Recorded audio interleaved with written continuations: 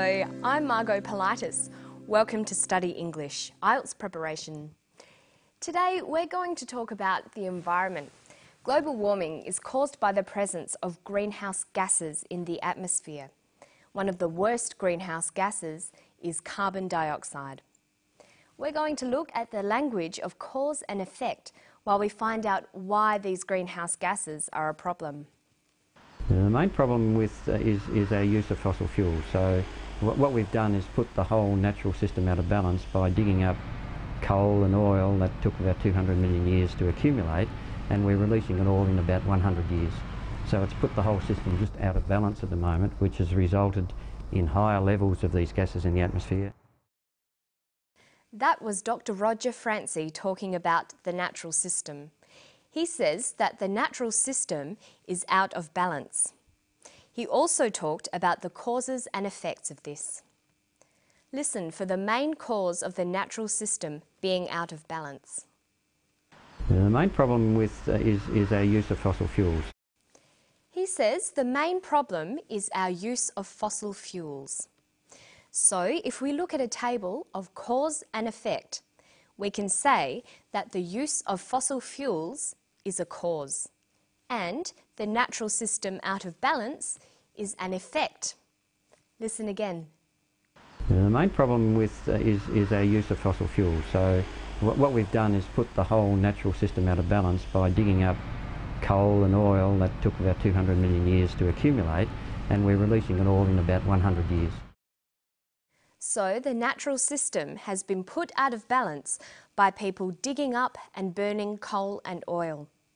This releases gases into the atmosphere. Coal and oil are fossil fuels. So if we go back to the table of cause and effect, we can say that digging up and burning coal and oil is another cause. See if you can hear another effect. The main problem is our use of fossil fuels. So what we've done is put the whole natural system out of balance by digging up coal and oil that took about 200 million years to accumulate, and we're releasing it all in about 100 years. So it's put the whole system just out of balance at the moment, which has resulted in higher levels of these gases in the atmosphere. It's put the whole system out of balance, which has resulted in higher levels of gases in the atmosphere. So here, the natural system out of balance is now a cause. It has resulted in or caused higher levels of gases in the atmosphere. This is an effect. To express these relationships, there are many different word choices. We can use verbs like causes, leads to, results in. So we can express the relationship like this. A causes B, A leads to B, A results in B. Listen to an example here. So it's put the whole system out of balance at the moment, which has resulted in higher levels of these gases in the atmosphere. Our use of fossil fuels has resulted in higher levels of gases. But we can also express the cause-effect relationship the other way round. Higher levels of gases are the result of our use of fossil fuels. Notice that we use a noun phrase here. This is very common. We can use nouns like the result, the effect, the consequence. If we look at these effect relationships, we can say B is the effect of A, B is the result of A, B is the consequence of A. Remember that it's always important to have a variety in your language. Make sure you use both nouns and verbs to express causes and effects. This will make your written work and your speech sound more interesting. Okay, so Dr. Francie and his team have designed a new way of measuring one of the worst greenhouse gases in the Earth's atmosphere, carbon dioxide. Listen for what they're trying to find out. We need to understand what happens in the tropics. That's where the biggest forests are, and that's where some of the biggest changes are occurring in terms of human modification of those forests through conversion to agriculture and regular burning of these forests. Our interest is not so much in that diurnal or daily variation, we're interested in what's happening on time scales of days or months or years. They're interested in what's happening over days, months or years. Their interest is not so much in diurnal or daily variation. The conjunction or here works to connect alternative meanings. In this sense, or means that is, I mean. We're interested in diurnal, that is, daily variation. We're interested in diurnal, I mean daily variation. The second word defines the first. It tells the reader or listener what the more unfamiliar technical word means. Listen again for what diurnal means. Our interest is not so much in that diurnal or daily variation. He says diurnal or daily. Diurnal means daily. See if you can work out the meaning of CO2 here.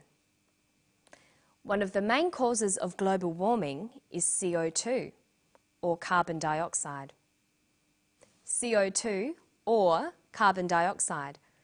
CO2 is carbon dioxide. When you're looking at environmental issues like global warming and greenhouse gases, it's often necessary to be familiar with these kinds of chemical terms. You should try to learn the more common ones, like CO2. You might want to keep a copy of the periodic table in your notebook. That's the list of all the chemical elements and their abbreviations. Here are some of them. Hydrogen is H, but helium is HE. Notice that with abbreviations of elements, the first letter is always a capital and the others are always small. See if you can guess these ones. Oxygen, that's O, and carbon is C. But they're not always that easy. Lead is PB, and sodium is Na. Okay, now let's listen to Dr. Francie talk about the new CO2 measuring device. Then we'll look at the names of countries and nationalities. There's been interest from Korea, Japan, France and Malaysia, where the analyser could be installed on a 100-metre tower on the island of Borneo. He says there's been interest in their device from Korea, Japan, France and Malaysia. It's important to learn and recognise the English names of the major countries of the world, their nationalities and how to spell and pronounce these. It's a good vocabulary exercise to make lists of these families of words. To help you remember them, try grouping countries according to how the nationalities are formed. Notice that they're all spelt with capital letters. We have the AN group, Australia, Australian, Korea, Korean, Malaysia, Malaysian, Fiji, Fijian.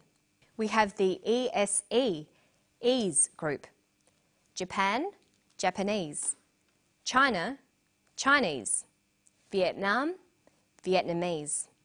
Then there's the I group, pronounced I, Bangladesh, Bangladeshi, Kuwait, Kuwaiti. And some nationalities are formed in an irregular way. France, French. New Zealand, New Zealander. Philippines, Filipino. And watch the change in spelling with that one. Why don't you start your own list of English names for countries and their people? Some countries also take separate adjectives that you can learn along with them. And that's all for Study English today. I'll see you next time. Bye-bye.